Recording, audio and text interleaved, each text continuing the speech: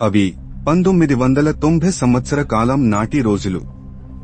రామాపురం అనే గ్రామంలో ప్రతి శుక్రవారం రాత్రి స్త్రీ అనే భయంకరమైన ఆడపిశాచి గ్రామ ప్రజలను భయపెడుతూ వచ్చేది.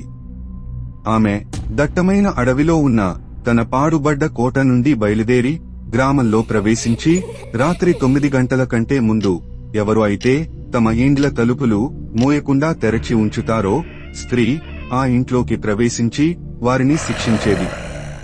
ఒకరోజు ఆ గ్రామంలోని మధ్య వయసున్న వ్యక్తి శంకర్ కి ఒక ఆలోచన వచ్చింది.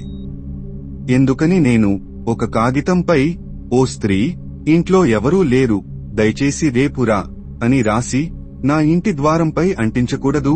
అప్పుడు స్త్రీ ఆ కాగితం చదివి "ఓహ్, ఈ రోజు కాదన్నమాట, రేపు రావాలని" తిరిగి వెళ్లిపోతుంది. అదే విషయం అతను గ్రామ ప్రజలకు చెప్పగా గ్రామ ప్రజలు అతని ఆలోచనపై విరగపడి నవ్వారు. కాని శంకర్ తన ఆలోచనపై తనకు నమ్మకం ఉండి అది ప్రయత్నించాలనుకున్నాడు.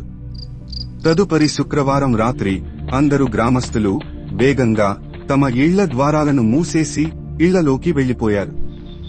కాని శంకర్ బయట నిలబడి తన ద్వారంపై ఆ నోటు అంటించి లోపల నుంచి ద్వారాన్ని లాక్ చేయకుండా వదిలేశాడు. రాత్రి అంధకారం అలుముకున్నప్పుడు స్త్రీ గ్రామంలోకి ప్రవేశించింది.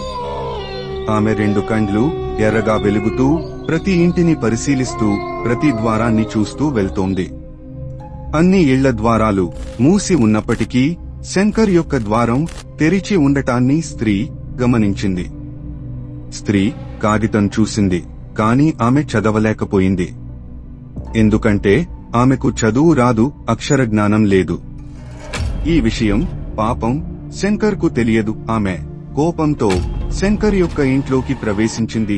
ఇది ఏమీ తెలియని శంకర్ దర్జాగా రేడియో గీతాలు ఆస్వాదిస్తూ మంచంపై పడుకుని ఉన్నాడు. ఆమెని ఒక్కసారిగా చూస్తూనే భయంతో బెంబేలెత్తిపోయాడు. భయంతో అతని శరీరముపై చెమటలు పట్టసాగాయి. స్త్రీ కోపంతో అతని వీపుపై తన పొడవాటి పదునైన గోర్లతో అతని భుజాలపై నుంచి వీపు వరకు రక్కసాగింది.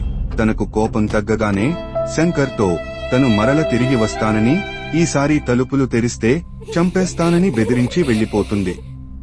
తదుపరి రోజు ఉదయం గ్రామస్తులు శంకర్ ఇంటి ముందు చేరి అతని పరిస్థితిని చూసి నవ్వడం మొదలెట్టారు. ద్వారంపై ఇంకా ఆ కాగితం ఉండగా అందులో స్త్రీ చేతి ముద్ర శంకర్ యొక్క రక్తంతో వేసినట్టుగా కనిపిస్తోంది. శంకర్ ముఖం ఎర్రగా కమిలిపోయింది. అతని షర్టు చిరిగిపోయి ఉంది.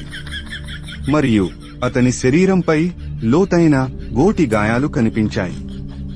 ఇప్పుడు శంకర్ గ్రహించాడు, స్త్రీ కేవలం ఒక భయంకరమైన పిశాచి మాత్రమే కాదు, చదువు సంధ్య లేని ఒక అజ్ఞాని అని.